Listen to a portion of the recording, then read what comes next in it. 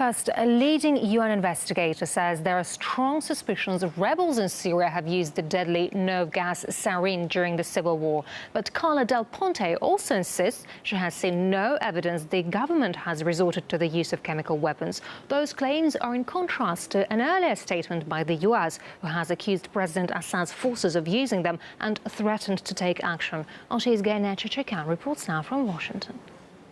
UN human rights investigators say, based on the evidence that they have, the rebels in Syria have used the nerve agent sarin.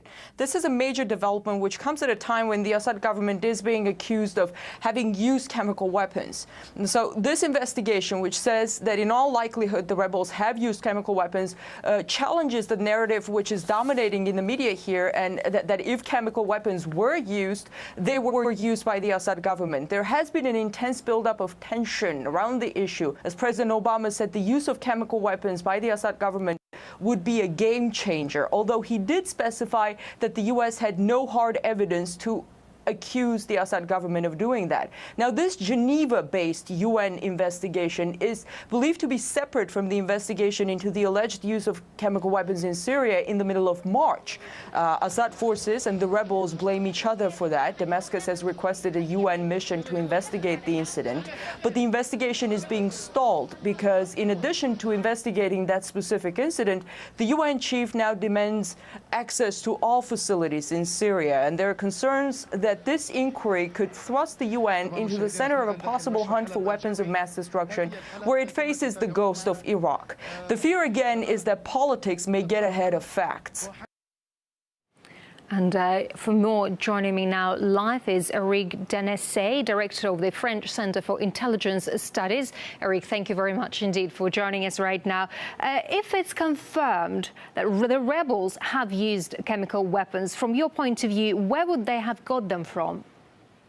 Well, it's very difficult to say. Probably they have stolen them in some Syrian stock, but they could also have been received the gay sarin from foreign countries, because we don't know what the Qatari are supplying them or no. But for us, it's not really a surprise, because for months, I would say for 2 years, we say that all the time we are faced with a very huge disinformation campaign against Bashar regime, even if as French people we say Syria is not exactly a perfect democracy, but we spend all the time saying that we have not to believe most of the information coming around about Syria. Western powers, meanwhile, have repeatedly claimed to have evidence suggesting President Assad has used chemical arms. Is it likely to be true, in your opinion? You know, all the Western powers, I mean, above all the USA, UK, and unfortunately France, they are looking for any occasion to attack or to organize something against Bashar al-Assad. But it's absolutely stupid, because the Damas and Bashar, they don't have any interest to use chemical weapons, because they control more than 90% of the territory. They are in a position where they are going to win the war against the rebels, so they don't have to use chemical weapons, because it would be absolutely counterproductive. So every time we receive some information saying that the Bashar regime is using chemical weapons, we are very, very cautious, because we don't believe that kind of information.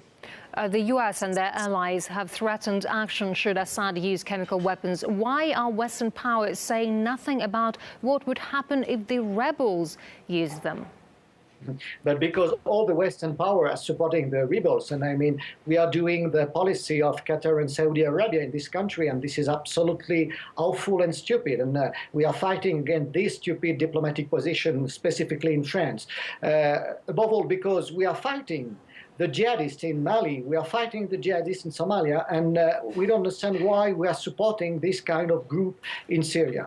We all also know that the US position is evolving day after day. Some day they want to organize something very strong against Bashar. Sometimes under some Israeli influence, they are much more cautious. But it's very difficult to understand what the US really wants. And it's always very funny to hear them to say that they are going to do something strong against Syria if the regime is using chemical weapons.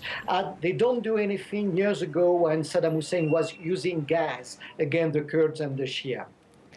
Do you think these latest UN findings, if proven, could change Western rhetoric then?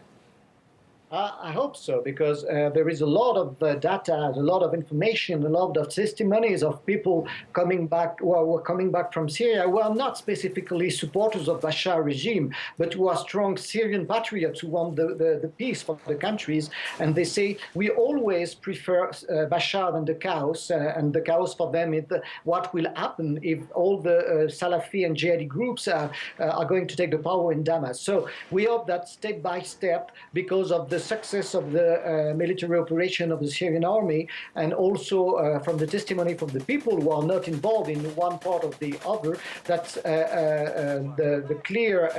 the truth about what really happened in Syria is going to be understood everywhere. All right, Eric Denissé, Director of the French Center for Intelligence Studies. Eric, many thanks indeed for your views.